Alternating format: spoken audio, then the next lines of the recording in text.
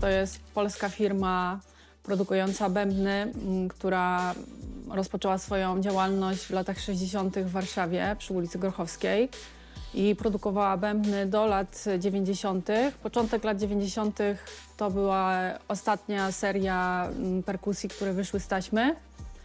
I generalnie w latach komuny, kiedy nic nie było, ludzie mogli grać tylko i wyłącznie na tych perkusjach.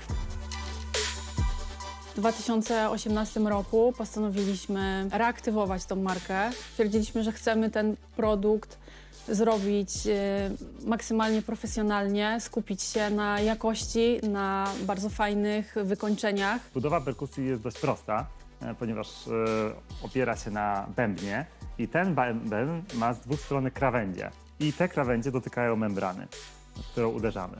To jest ten bęben i tu widzimy, jest krawędź tego bębna i jest naciąg. I całość brzmienia skupia się na tym, żeby ta krawędź była jak najlepiej obrobiona, jak najbardziej taka, można powiedzieć, śliska i żeby dobrze stykała się z tym naciągiem, z tą membraną. Wtedy można to dobrze nastroić, nie powstają przydźwięki i bęben bardzo dobrze rezonuje.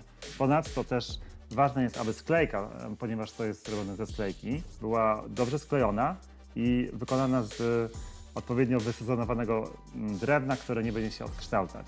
I w momencie, kiedy odpowiednio skrupulatnie zabierzemy się do obróbki i będzie to ten element właśnie tej krawędzi perfekcyjny, to w bardzo prosty sposób to się przekłada na brzmienie.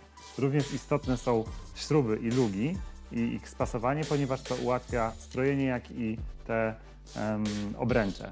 I kiedy te wszystkie elementy wysokiej jakości się połączy ze sobą, to bęben po prostu brzmi dobrze. Produkcja w Polsce, w Europie bardziej kojarzy się z jakością, czymś takim customowym, czymś robionym pod zamówienie, pod indywidualne potrzeby perkusisty, niż taki instrument, który jest robiony w Chinach czy na Tajwanie, pomimo że nawet jest tam naklejka najbardziej znanej marki. I to jakoś zadziałało.